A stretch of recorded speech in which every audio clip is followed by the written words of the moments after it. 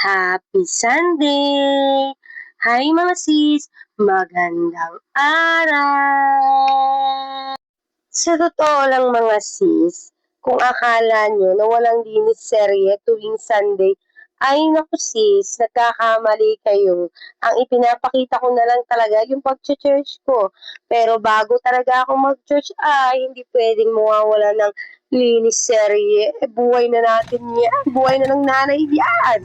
Hindi pwede sa ating walang linis bago umalis ng bahay. Yan talaga ang ayaw ko. Naaalis ako na makalat ang bahay. Talagang pinipilit ko, gigising ako na maaga para lang malinis ang bahay bago ako umalis. Pero hindi ko na nga kayo isasama sa lahat ng linisin ko ngayon. Kasi nga malilate tayo kung bibidyohan ko pa lahat, no? At yan, after nating maligo, iintindihin ko naman yung aking mabait na anak. Ay, sa ano? Sakit sa ano? Ay, sa ano? Aba, hindi ako madudulas. Talaga? Ay, abot at Skechers. Sakit. Parang naman. Ay, nawin daw ano. Hello mga sis, magandang araw. Yan po, mag-church kami. Kasi umaga na ngayon. Tara, sabi mo church tayo. Yan, samahan niyo ako mag-church. Kasi araw ng linggo para kay Lord. Tara na, bye-bye.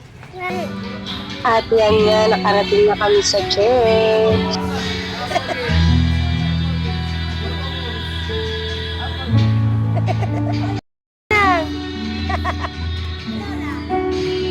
Lola! Lola Agnes! Kay Lola Agnes!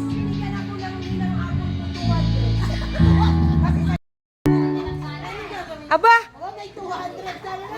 Bless, bless! Thank you po, sabi mo. Thank you po, Ninang! Thank you po! Siyang-siya si sis. Mukha talagang pera ang nanay. Manang-mana ang anak ko. Tingnan mo, ang ganda ng ngiti ng bata na yan. Salamat po, Ninang Rachel, sa pa-birthday. Nabuksan mo natin ang ating mga Biblia sa mga taga-Pilipos, Kabanata 4, Talata 7.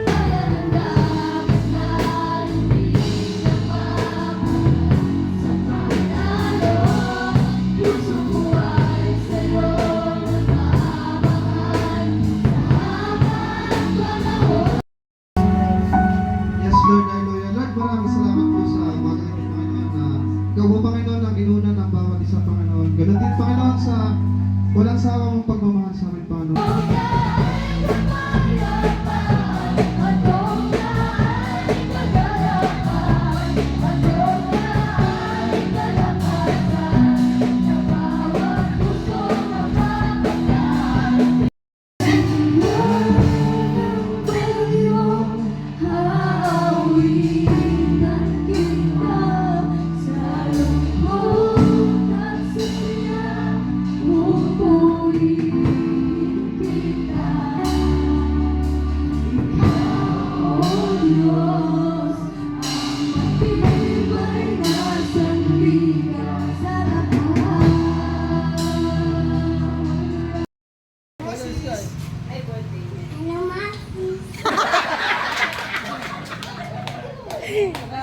Magpasalamat ka!